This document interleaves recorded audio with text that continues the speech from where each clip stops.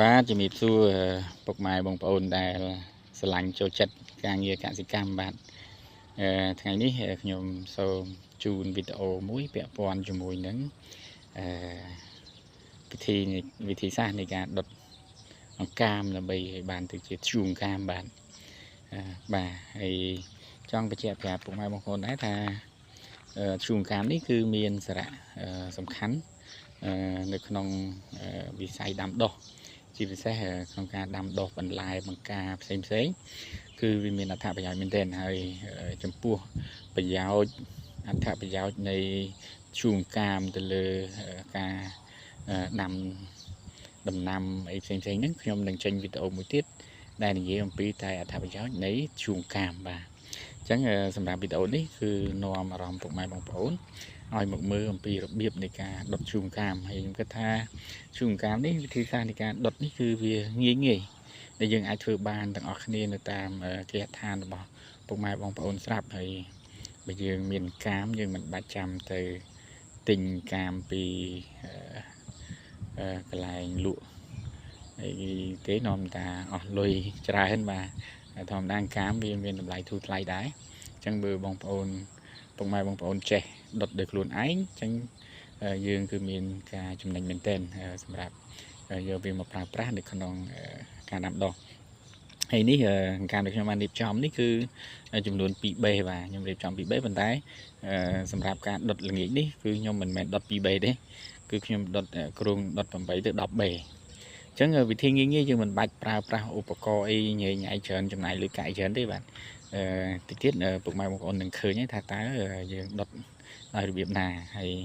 នេះគឺខ្ញុំត្រៀមនឹងដុតហើយនេះចង់បង្ហាញដែរថាធ្យូងកាមដែលខ្ញុំបានដុតពីល្ងាចមិញបាទអញ្ចឹងនេះខ្ញុំដុតចំនួន8បេហើយចាំមើលមិនដឹងថា8បេហ្នឹងយើងប្រមូលផលជាធ្យូងហ្នឹងបានប្រមាណបេមកវិញទេចាំមើលកើបទុកដាក់រួចនឹងបង្ហាញពុកម៉ែបងប្អូនបាទអញ្ចឹងសម្រាប់វិធីសាស្ត្រនៅក្នុងការដុតនេះតិចទៀតយើងនឹងឃើញទាំងអស់គ្នាហើយចង់បញ្ជាក់ប្រាប់ពុកម៉ែបងប្អូនដែរថាការដែលយើងដុតឃើញមានការណែនាំមួយចំនួនអ្នកខ្លះគេប្រើជាធ្វើជាឡសម្រាប់ដុតអ្នកខ្លះគេធ្វើឧបករណ៍អីផ្សេងច្រើនអញ្ចឹងខ្ញុំគិតថាពុកម៉ែបងប្អូនមើលទៅលើការណែនាំទាំងអស់ហ្នឹងពេលខ្លះវាមានលក្ខណៈស្មុគស្មាញដែរយើងត្រូវការរកឧបករណ៍រកអីមកញ៉ៃច្រើនហើយវិធីងាយដែលខ្ញុំធ្វើនេះគឺងាយមែនតើហើយពុកម៉ែបងប្អូនអាចយកទៅអនុវត្តតាមនៅតាម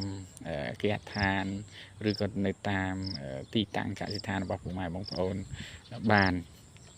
ប៉ុន្តែចង់បញ្ជាក់ប្រាប់ពុកម៉ែបងប្អូនតិចថាការដែលយើងដុតអង្កាមនេះទាមទារយើងយកចិត្តទុកដាក់ដែរពីព្រោះបើយើងដុតវាចោលហើយពេលខ្លះវាអាចឆេះអស់ទៅវាទៅជាផេះអញ្ចឹងធ្យូងអង្កាមហើយនឹងផេះគឺខុសគ្នាណាពុកម៉ែបងប្អូនវាអត់ដូចគ្នាទេកាលណាទៅជាផេះវាម៉ត់ឆេះសពអស់ទៅវាទៅជាម៉ត់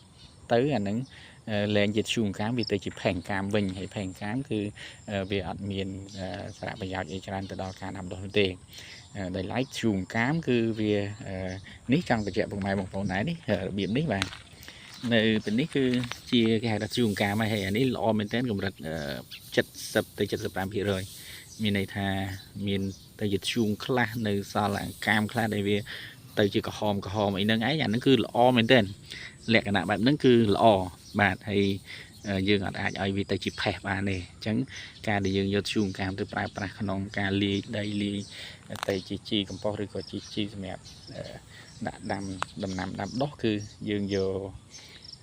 ធ្យូងអង្កាមរបៀបហ្នឹងបាទរបៀបហ្នឹងចឹងទេសូមពុកម៉ែបងប្អូនយើងមកមើលវិធីសាស្ត្រនៅក្នុងការ